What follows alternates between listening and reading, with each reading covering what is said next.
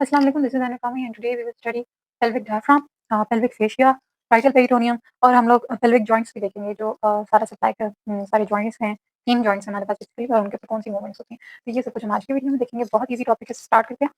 Pelvic diaphragm जो होता है बेसिकली वो हमारे पास पेल्विक डायफ्राम और इसका जो फेशिया होता है, ठीक है?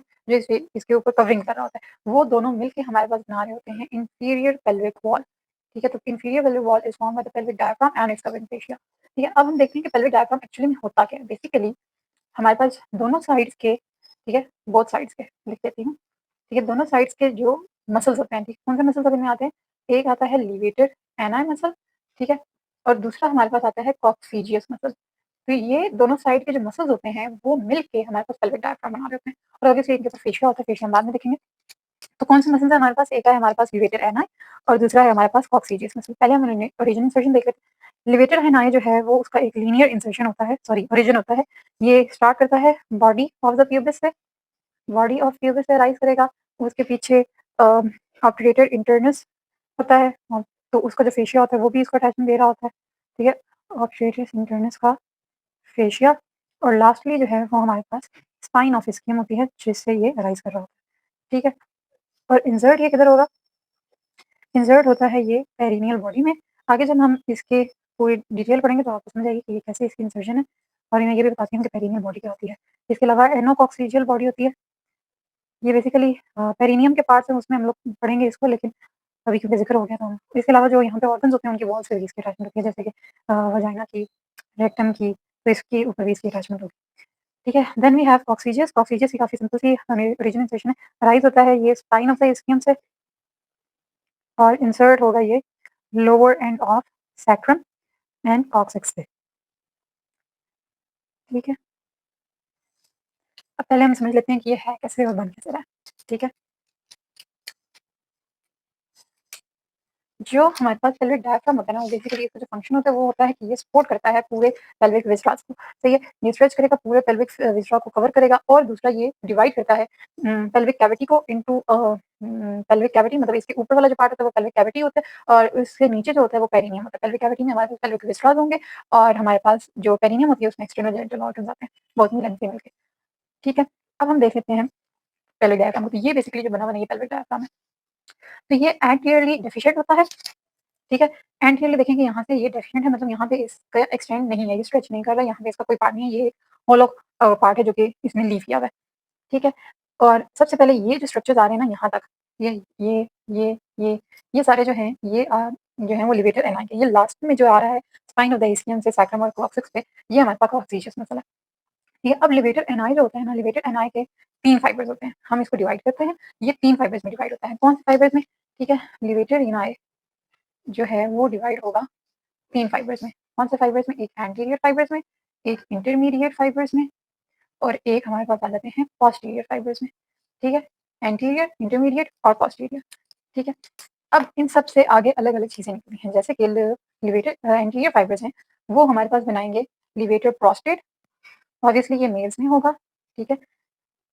ये मेल्स में आ जाएगा और अगर फीमेल्स की बात करें तो उनमें आ जाएगा स्फिंक्टर वजाइनी, ठीक है? ये आ जाएगा फीमेल्स में, ठीक है? तो क्या होता है कि बेसिकली जो एंटीरियर फाइबर्स होते हैं, ठीक है? वो एक स्लिंग फॉर्म करते हैं, ये एंटीरियर फाइबर्स हैं और ये बनाएँगे लिवेटर प्रोस्टेट या स्फिंक्टर वजाइनी, ठीक है? तो ये एंटीरियर फाइबर्स जो हैं वो एक स्लिंग फॉर्म करते हैं अराउंड द प्रोस्टेट ग्लैंड या वजाइना और दोनों मिलके इंसर्ट होते हैं पेरिनियल बॉडी में, ये है पेरिनियल बॉडी। अगर नज़र नहीं आ रहा तो यहाँ बना के दिखाती हूँ कि ये अगर पीछे से रेक्टम है, ठीक है? और इसके आगे ये पेरिनियल बॉडी है और इसके पीछे जो है ये फाइब्रस का जो टिश्यू है उसको हम कहते हैं एनोकॉक्सिजियल बॉडी। तो ये दोनों बॉडीज़ बेसिकली हैं क्या? ये हमारे पास फाइब्रस मैस हैं जो कि इंसर्शन प्रोवाइड करती हैं काफ़ी सारी स्ट्रक्चर्स के लिए और ये सपोर्ट प्रोवाइड करती हैं और ठीक है? तो ये पेरि आगे जो होगी रेक्टम के, ये आगे पेरिनियल है और जो पीछे होगी वो होगी एनोकॉक्सिजियल बॉडी, दोनों बेसिकली एक फाइब्रस मैस है, ठीक है? तो फिर से आ जाते हैं, ये जो आगे के एंटीरियर फाइबर्स हैं ये स्लिंग फॉर्म करते हैं। पहले तो वो एक डेफिशिएंट एरिया क्रिएट करेंगे और वो स्लिंग फॉर्म करेंगे प्रोस्टेट ग्लैंड के अराउंड या वजाइना के अराउंड और दोनों मिल के इंसर्ट हो जाएंगे पेरिनियल बॉडी में, ठीक है? और ऑब्वियसली ये सपोर्ट करेंगे दोनों स्ट्रक्चर्स को और इनको स्टेबलाइज करेंगे, एनाटॉमिकल पोजीशन देंगे। देन हम आ जाते हैं इंटरमीडिएट फाइबर्स पे, ठीक है? तो ये जो इंटरमीडिएट फाइबर्स है ना, ये आगे से 2 चीज़ें देते हैं दोनों, ये कॉमन है for both mails and females. 2 चीज़ें जो ये दे रहे हैं वो क्या हैं? एक आती है हमारे पास प्यूबो रेक्टालिस प्यूबो रेक्टालिस और दूसरा हमारे पास आता है प्यूबो कॉक्सीजियस। ठीक है, प्यूबो रेक्टालिस विद प्यूबो कॉक्सीजियस, ये इंटरमीडिएट फाइबर्स देंगे। ठीक है, वही अब ये इंटरमीडिएट फाइबर्स हैं। ठीक है, ये एक स्लिंग फॉर्म करेंगे अराउंड द प्यूबिस से अराइज करते हैं। ठीक है, तो वो प्यूबो रेक्टालिस है, प्यूबिस से अराइज करेगा, स्लिंग फॉर्म करेगा अराउंड द इनोरेक्टल जंक्शन, ये इनोरेक्टल जंक्शन है और वो दोनों साइड से आ रहे होते हैं और यहाँ पे स्लिंग फॉर्म कर देते हैं बिहाइंड द इनोरेक्टल जंक्शन। तो ये हो गया प्यूबो रेक्टालिस, प्यूबिस से अराइज करेंगे, स्लिंग फॉर्म करेंगे अराउंड द प्यूबो रेक्टालिस। और इसी तरह प्यूबिस से अराइज करेंगे, ठीक है, प्यूबिस से राइज करेंगे, पोस्टीरियर जाएंगे और एनोरेक्टल बॉडी में जो है सॉरी एनोकॉक्सिशियल बॉडी में जो जाके इंसर्ट होंगे उनको हम कहते हैं प्यूबोकॉक्सीजियस फाइबर। तो ये जो आगे स्लिंग फॉर्म कर रहे हैं वो है प्यूबो रेक्टालिस और जो इसी के पीछे कॉक्सीजियस में जाके इनोकॉक्सिशियल बॉडी पे जाके इंसर्ट हो रहे हैं उनको हम कहते हैं इनो प्यूबोकॉक्सीजियल। ठीक है, ये इंटरमीडिएट हो गया। लास्टली हम लोग बात करते हैं पोस्टीरियर फाइबर्स की। पोस्टीरियर फाइबर्स सिर्फ हमारे पास इलियोकॉक्सीजियस देते हैं। ठीक है, इलियोकॉक्सीजियस फाइबर देंगे। ठीक है, as the name suggest again वो इलियम से अराइज करेंगे, सॉरी ठीक है वो स्किन से अराइज करेंगे, सॉरी क्या बोले, आइलियम से अराइज करेंगे, इलियोकॉक्सीजियस आइलियम से अराइज करेंगे और जाके कॉक्सिक्स में इंसर्ट हो जाएंगे। ठीक है, कॉक्सिक्स में और इनोकॉक्सीजियल बॉडी में भी कुछ उसके फाइबर जाके इंसर्ट होते हैं। तो ये हमने इसके पढ़ लिए 3 फाइबर्स, लिवेटेड एनआई के 3 फाइबर्स थे। क्या फाइबर्स हैं हमारे पास, यहाँ से हम किससे देख लेते हैं। हमारे पास लिवेटर एनआई के 3 फाइबर्स हैं, एंटीरियर, इंटरमीडिएट और पोस्टीरियर। एंटीरियर हमारे पास मेल्स में बनाता है लिवेटर प्रोस्टेट या फीमेल्स बनाएगा स्फिंक्टर वजाइनी। ठीक है, और ये एंटीरियरली, इससे आगे का जो पार्ट होता है वो डेफिशिएंट होता है, वहाँ पे कोई फाइबर्स नहीं होते। Then we have levator ani के इंटरमीडिएट फाइबर्स बनाएंगे प्यूबो रेक्टालिस या pubo coccygeus, as the name सजेस्ट प्यूबिस से अराइज करेगा और स्लिंग फॉर्म करेगा रेक्टम के अराउंड, इनोरेक्टल जंक्शन के अराउंड, तो वो हो जाएंगे प्यूबो रेक्टालिस। और प्यूबिस से अराइज करने वाले वो फाइबर जो कि कॉक्सीजियस और इनोकॉक्सीजियल बॉडी में जाकर इंसर्ट हो गए वो हो जाएंगे प्यूबो कॉक्सीजियस। इन दोनों से पीछे आ जाओ तो हमारे पास आइलियम आती है और आइलियोकॉक्सीजियस मसल जो फाइबर्स हैं वो आइलियम से अराइज करेंगे और कॉक्सीजियस और इनोकॉक्सीजियल बॉडी में जाकर इंसर्ट कर देंगे तो वो हो जाएंगे हमारे पास आइलियोकॉक्सीजियल फाइबर्स। ठीक है, ये इनकी ओरिजिनल इंसर्शन थी और ये इनके स्ट्रक्चर से आपको आपसे पूछ सकते हैं वो कि लिवेटर एनआई के इंटरमीडिएट फाइबर्स क्या फॉर्म करते हैं, तो आपको बताना चाहिए प्यूबो रेक्टालिस और प्यूबो कॉक्सीजियस है।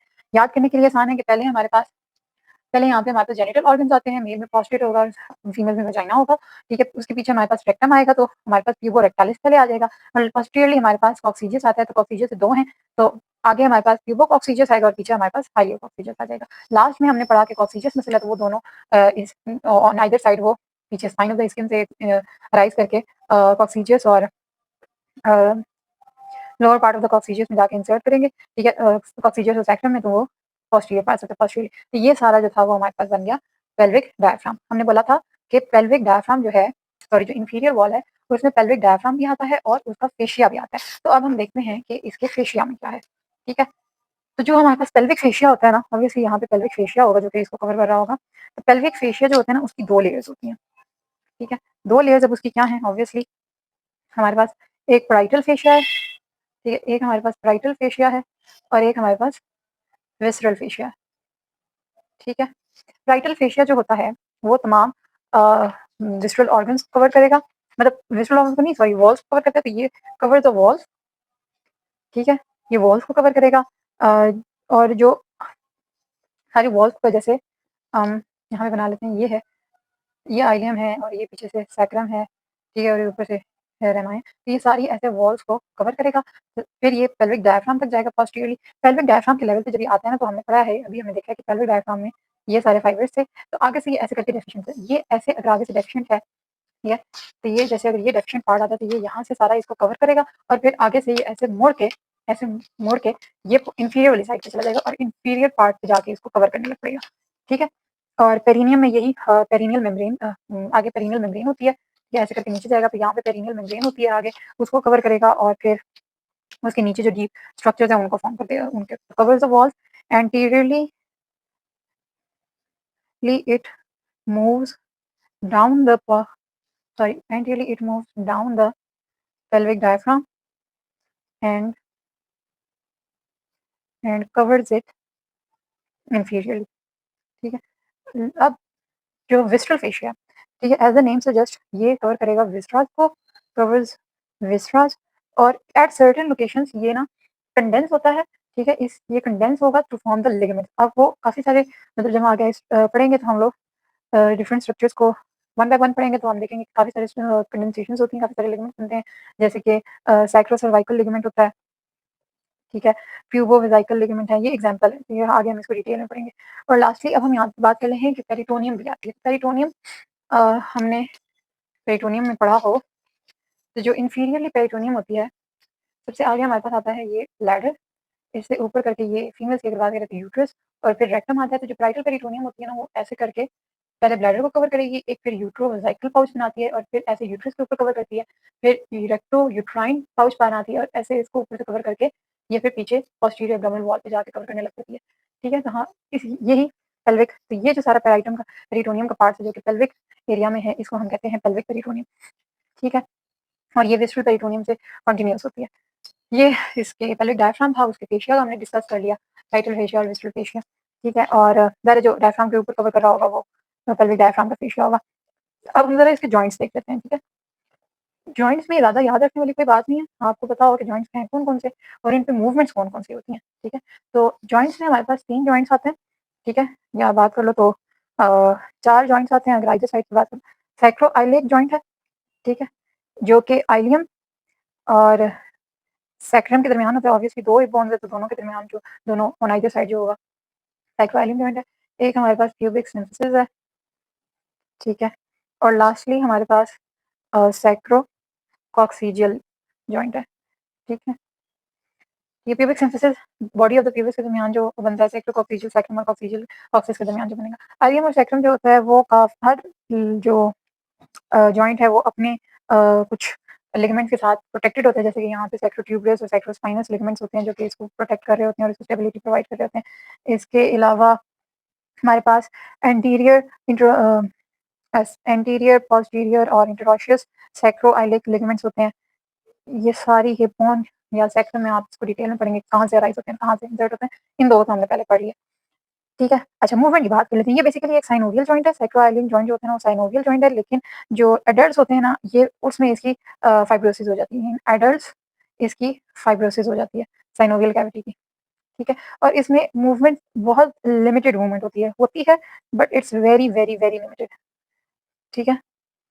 प्यूबिक सिम्फिसिस की बात कर लेते हैं, ये तो कब एफएससी लेवल से हम लोग पढ़ रहे हैं इसको। ये एक कार्टिलेजिनस जॉइंट है, फाइब्रो कार्टिलेजिनस जॉइंट है, ठीक है, और इस पे कोई मूवमेंट नहीं होती, सो नो मूवमेंट है। लास्टली सैक्रोकॉक्सिजियल जॉइंट है, ठीक है, ये भी एक कार्टिलेजिनस जॉइंट है, ठीक है, लेकिन इस पे एक्सटेंसिव फ्लेक्शन भी होती है और एक्सटेंशन भी होती है। तो कोई आपसे पूछ सकता है, ये आप कंफ्यूज करने के लिए अक्सर ऐसे पॉइंट्स हम लोग वाइवा में छोड़ देते हैं, वाइवा के लिए छोड़ देते हैं और फिर इसी छोटे-छोटे सवालों में हम फँस जाते हैं। तो एग्जाम में तुम्हें कहते हैं, क्या आपको ये भी नहीं पता था? ये तो कब से आपको पढ़ाया जा रहा है, ये तो बच्चों वाला सवाल है, आपको ये भी नहीं पता। तो फिर चंगी बड़ी बेइज्जती होती है और हम सॉरी करके निकल आते हैं। एनीहाउ, ये तो चलता रहता है। हमने दोनों मतलब पूरी पेल्विक कैविटी और उसकी मतलब वॉल्स वगैरह डायफ्राम हमने देख ली। तो अब हम देखते हैं कि दोनों जो ऑर्गन जो जेंडर्स हैं उनकी पेल्विक वॉल्स और पेल्विक कैविटीज में क्या डिफरेंस होता है, ठीक है। तो ये काफ़ी इंपॉर्टेंट सवाल है वाइवा पॉइंट ऑफ व्यू से भी, और ये और भी तरह से इम्पोर्टेंट है, ठीक है। अच्छा, पहले हम चलते हैं प्यूबिक इनलेट से स्टार्ट करते हैं, ठीक है। प्यूबिक इनलेट जो होता है ना वो फीमेल्स में होता है ओवल शेप का, ओवल होता है, ट्रांसवर्सली ओवल होगा, मतलब ऐसे करके ओवल होता है, ठीक है। और जो हमारे पास मेल्स होते हैं उनमें ये हार्ट शेप होता है। तो पहला तो डिफरेंस ये आ गया। अब हम आ जाते हैं प्यूबिक कैविटी पे। तो जो इस फीमेल्स की प्यूबिक कैविटी होती है ना, पहले तो उसका पॉइंट ये आता है कि उसके इनलेट और आउटलेट के दरमियान जो डिस्टेंस है, ठीक है, distance between inlet and outlet वो क्या है भला, वो कम है, इज लेस, ठीक है, वो लेस होगा। लेकिन जो मेल्स हैं उनमें जो इनलेट और आउटलेट का जो डिस्टेंस है वो ज़्यादा होगा। जो बुक में डायग्राम बनी है ना वो कुछ इस तरह की बनी है कि जो फीमेल्स की पेल्विक होती है ना वो कुछ इस तरह की होती है, सॉरी डायग्राम है बहुत ही गंदी है मेरी, इस शेप की होती है, ठीक है। लेकिन जो मेल्स होते हैं ना उनकी जो कैविटी होती है ना वो कुछ इस शेप की होती है कि नीचे से नैरो हो जाती है और ऊपर से वाइडर होती है, सही है। तो एक एक तो पेल्विक कैविटी का जो है वो ये है डिफरेंस। फिर दूसरा हम देख लेते हैं पेल्विक आउटलेट का, तीसरा बल्कि पेल्विक आउटलेट जो होता है ना, अच्छा इस यहाँ इनलेट जो फीमेल्स का होता है वो ओवल शेप का होता है, लेकिन जो आउटलेट होता है ना वो राउंड होता है। ये फैक्ट इंपॉर्टेंट है जब आप ड्यूरिंग डिलीवरी ये जो होता है वाइडर जो पेल्विस होता है ना वो डिलीवरी में हेल्प आउट करता है। ठीक है, मेल्स में लेकिन जो आउटलेट होता है वो ओवल शेप होता है, ऐसे वर्टिकली ओवल होगा ऐसे करके, तो राउंड एंड ओवल। सही है। और लास्टली हम प्यूबिक आर्च देख लेते हैं। ठीक है, जो प्यूबिक आर्च होती है ना वो सेमी सर्कुलर होती है फीमेल्स में। ठीक है, सेमी सर्कुलर होती है, लेकिन जो मेल्स होते हैं ना उनमें ऐसे ट्रायंगुलर शेप होती है। ये मतलब कि बेस तो ऑब्वियसली नहीं है, लेकिन जो दोनों प्यूबिक रेमाई होंगे ना वो ऐसे करके जा रहे होंगे, ये प्यूबिक से और ऐसे करके बन रही होगी। ठीक है, तो ऐसे ट्रायंगुलर सी शेप होती है। तो ये डिफरेंसेस हैं, थोड़ी सी अच्छी राइटिंग में मैंने कहीं लिखे हुए हैं, मैं आपको वो दिखाती हूँ। ये थोड़ी सी बेहतर राइटिंग में मैंने लिखे हैं। तो जो फीमेल्स होती हैं उनकी जो शैलो और शैलो फॉल्स पेल्विस होती है, और मेल्स की डीप फॉल्स पेल्विस होती है। इनकी ओवल पेल्विक इनलेट होता है और इनका हार्ट शेप होता है। फिर इनके जो फीमेल जो होती हैं उनके जो इनलेट और आउटलेट के दरमियान जो डिस्टेंस होता है वो लेस होता है, लेकिन मेल्स में ज़्यादा होगा। इनका जो पेल्विक आउटलेट होता है फीमेल का वो राउंड शेप होता है, लेकिन इनका ओवल शेप होगा। देन शॉर्टर वाइडर और फ्लैटर सैक्रम होती है इनकी, और जो प्यूबिक आर्च होती है वो सेमी सर्कुलर होती है, जबकि जो मेल्स हैं उनकी जो प्यूबिक आर्च होती है वो ऐसे ट्रायंगुलर शेप होती है। ठीक है, तो ये डिफरेंसेस हैं, काफ़ी इंपॉर्टेंट डिफरेंसेस हैं ये। So that's it for today. Let me know if you have any questions in the comment section below. Thank you. Bye bye.